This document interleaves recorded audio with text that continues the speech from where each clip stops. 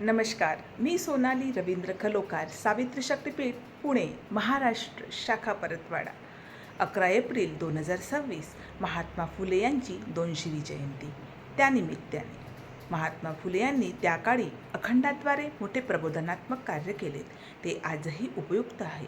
जाणून घेऊया त्यापैकी एक अखंड व त्याचा भावार्थ.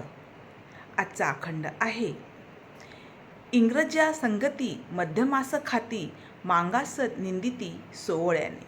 न्याय करताना लाचासबा खाती, पाठीशी घालिती अन्यायास. यवनीचे मुख मौजेने चोखती, म्हारास म्हणती नीच बेटे. असे जगद्रेष्टे आर्यास म्हणावे, समूळ त्यागावे ज्योती म्हणे. जाणून घेऊया या ओळींचा अर्थ. या ओळीमध्ये समाजातील काही लोकांच्या दुटप्पी वागणुकीवर टीका केली आहे. अर्थ असा की काही लोक इंग्रजांसोबत बसून मांस खातात, पण त्याचवेळी इतर जातीच्या लोकांना कमी लेखतात आणि स्वतःला सोहळे समजतात. एकूण अर्थ असा: स्वतः चुकीचे वागणून दुसऱ्यांना दोष देणे हा ढोंगीपणा आहे.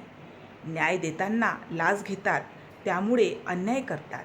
न्यायाच्या नावाखाली भ्रष्टाचार केला जातो. काही लोक परकीय लोकांशी चांगले वागतात, पण स्वतःच्या समाजातील खालच्या समजल्या जाणाऱ्या लोकांना तुच्छ लेखतात, तुच्छ मानतात. जातीभेद आणि दांभिकतेवर येथे ज्योतिबांनी टीका केली आहे.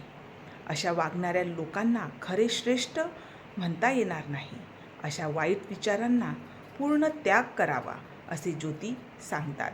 एकूण अर्थ असा की महात्मा फुले यांनी या ओळीतून जातीभेद, ढोंगीपणा, अन्याय आणि भ्रष्टाचार यांचा विरोध केला आहे आणि सर्वांना समान वागणूक देण्याचा संदेश दिला आहे. महात्मा ज्योतिबा फुले यांनी दिलेला संदेश आजही उपयुक्त आहे. आपण सर्वांनी त्याचा उपयोग आपल्या जीवनात करायला पाहिजे, अशी मी सावित्री शक्तीपीठ, पुणे, महाराष्ट्राच्या वतीने आपणा सर्वांस विनंती करते. जय ज्योती, जय सावित्री.